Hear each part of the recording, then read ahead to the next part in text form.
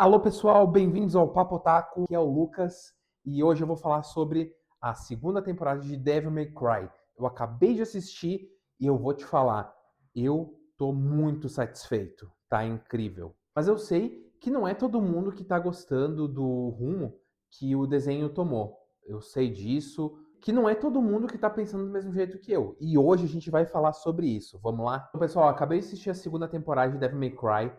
Eu sou um defensor da primeira temporada já. Eu sei dos defeitos, mas tem tanta qualidade no que foi lançado que eu consigo deixar de lado tudo isso e focar no que realmente estava bom, sabe?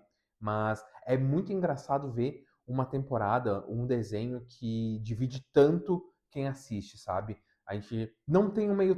Sendo bem sincero, eu não vejo um meio termo aqui. Ou tu vai gostar ou não vai. Não tem aquilo de, ok, sabe? Mas eu tenho que dizer, isso é muito da perspectiva da pessoa, vai depender muito de que tipo de fã tu é de Devil May Cry.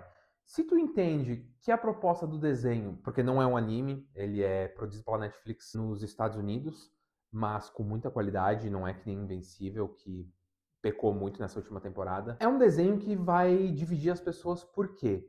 Se tu é fã de Devil May Cry desde a época do 1, 2, 3, tu tem chances de gostar ou não. Se é aquele tipo de pessoa que gosta de uma produção inspirada em algo, um jogo de videogame, um mangá, alguma coisa do gênero, e não segue a risca, esse aqui não é pra ti. Essa produção não é pra ti de jeito nenhum. Mas se tu entende que a proposta da produção é pegar um personagem conhecido e trazer uma outra narrativa pra ele, essa obra é pra ti. E eu sou um desses. Eu adoro Devil May Cry.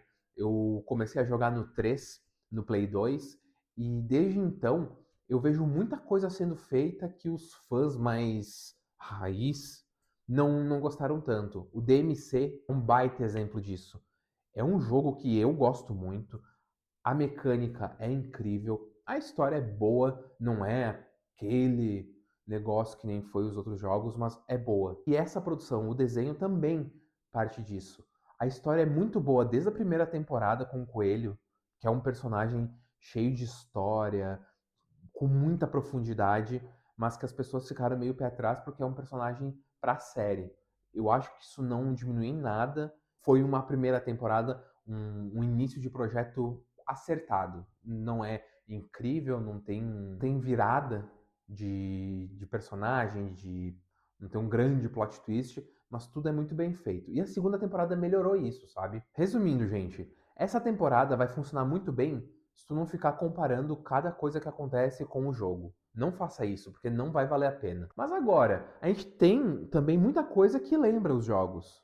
A gente tá falando da ação, do gore, da brutalidade que tem as cenas de luta. Tudo isso lembra muito o jogo. As coreografias de luta também são uma coisa assim, ó, muito bem feita. A animação como um todo tá muito boa. Com exceção, claro, do 3D, que quando eles vão se transformar, deixa um pouco a desejar, não vou negar. Outra coisa também que desagradou muita gente, mas me agradou, é o quanto que o Virgil ganha atenção aqui nessa segunda temporada. Ele é um personagem muito bom. A dualidade que ele tem com o Dante mostra a diferença de irmãos gêmeos que foram criados juntos até uma certa idade, mas que são o completo oposto um do outro desde sempre. É muito bom.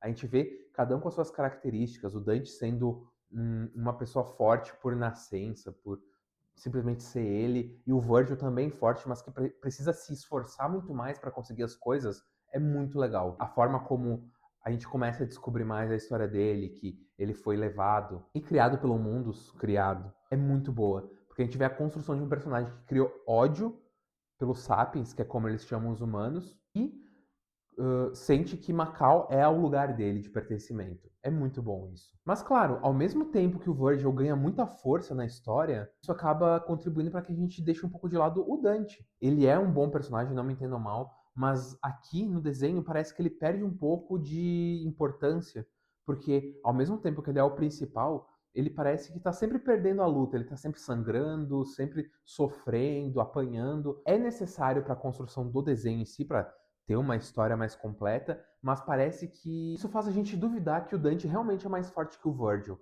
porque o esforço do Virgil para conseguir as coisas é muito maior. E com essa atenção que o Virgil ganhou nessa segunda temporada, a gente começa a pensar cada vez mais isso.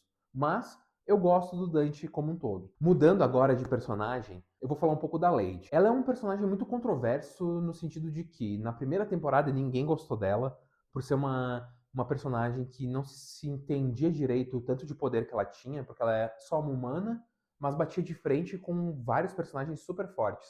Nessa temporada mudou um pouco isso, sabe? Eu consigo ver que ela nem de longe tem o mesmo poder que o Dante ou o Virgil, mas que ela consegue bater de frente com personagens do nível dela. Ela é forte sim, ela tem muitas habilidades, mas ela tem um limite. E aqui ficou claro. Eu acho que isso foi muito bem trabalhado nessa temporada. Tem gente que não gosta da personalidade dela, mas eu acho que funciona tão bem justamente por isso. Ela é uma mulher jovem, mas que a personalidade dela é muito difícil e vai muito de frente com o Dante. E é por isso que os dois dão tão certo, viu? E fora que eu acho muito parecido com a personalidade dos jogos, tá? Eu acho que isso eles não mudaram muito, não. Falando um pouco de roteiro, que nem eu disse no início, não é uma coisa, nossa, que incrível, mas sabe fazer o arroz com feijão muito bem, sabe?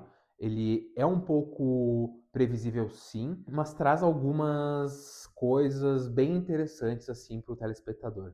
Eu acho que trabalhou muito bem a história que tinha e desenvolveu muito bem a temporada com esses 8 episódios. Basicamente, não é revolucionário, não redefine a história dos games, mas faz o trabalho muito bem. Eu sinceramente espero que tenha uma terceira temporada, porque eu gosto mesmo dessa produção. Eu gosto mais que Castlevania. E eu gosto de Castlevania também, os dois. Isso mostra que essas adaptações de videogame, de jogos, funcionam muito bem para desenho, para esse tipo de produção da Netflix, por exemplo. O Castlevania também pega uma história e faz a própria, inspirada nos personagens, mas tem um universo próprio.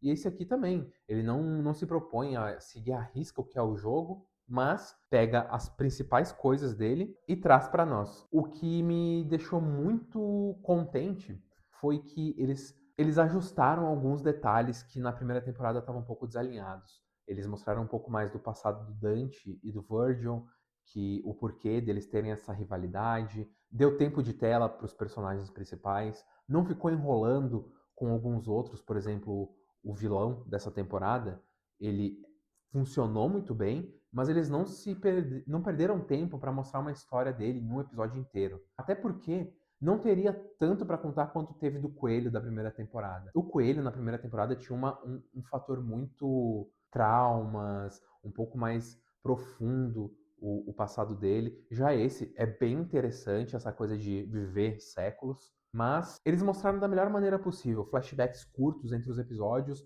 que já me contam a história que eu preciso saber. Isso foi ótimo, ótimo para o ritmo do desenho, de verdade. Mas se eu tiver que apontar um defeito, eu acho que é a história não saber onde levar o Dante direito.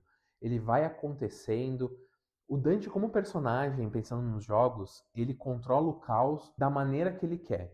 E aqui no anime, não. Eu vou falar anime porque realmente, por ser um jogo japonês, a inspiração lembra muito um anime nesse sentido, não no estilo, tá? Mas a produção não faz isso com o Dante. Ela parece que joga ele no caos e ele tem que lidar com isso sem saber direito. Parte disso, eu imagino que é porque esse Dante é um Dante jovem. Ele tem, sei lá, 19, 20 anos, talvez.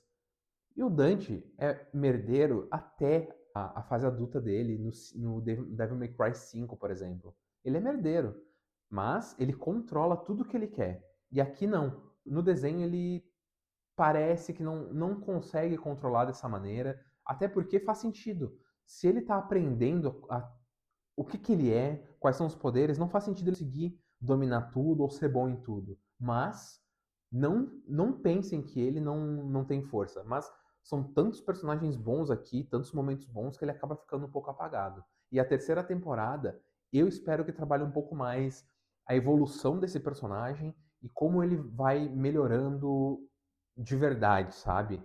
Me parece aqui que o Dante ele é o mesmo da primeira temporada, não mudou muito e não evoluiu tanto. Mas eu entendo, porque passou muito pouco tempo na cronologia da história. Pouquíssimo tempo, porque ele ficou congelado, então É como se passasse um dia pra ele, entende? Agora, pra finalizar, a comédia dessa temporada tava na medida certa. Eu ri em vários momentos, achei muito engraçado outros. E o Dante como dando uma de babysitter, ótimo, foi muito engraçado. As músicas também, eu achei elas muito bem encaixadas. Eu vou citar dois exemplos aqui. Immortal do Evanescence deixou os momentos da Lady e do Dante tão bregas que foram perfeitos. Porque o jogo, por mais que ele tenha ação, essas coisas, ele é uma estética um pouco brega, é proposital. Tem o exagero, e aqui veio na medida. E o outro é Avril Lavigne, que tocou no momento certo, com uma garotinha, criança, que tá ali brincando com uma pessoa super poderosa e nem imagina. Eu acho que foi perfeito. Enfim, pessoal, essa foi a minha opinião rapidinha sobre essa temporada. Eu tentei cuidar para não dar tantos spoilers, porque eu acho que vale a pena dar uma chance de novo para Devil May Cry. Eu quero saber de vocês o que vocês acharam, se vocês vão assistir ou não, quais são as expectativas de vocês caso vocês não tenham assistido ainda, tá? Me contem aqui que eu vou ler todos os comentários, viu? Valeu, aqui é o Lucas, bem-vindo ao Papotaco. E claro, compartilhem, curtam esse vídeo, se inscrevam no canal. Aqui é um lugar para falar o que vocês pensam e serem escutados, viu? Valeu, até a próxima.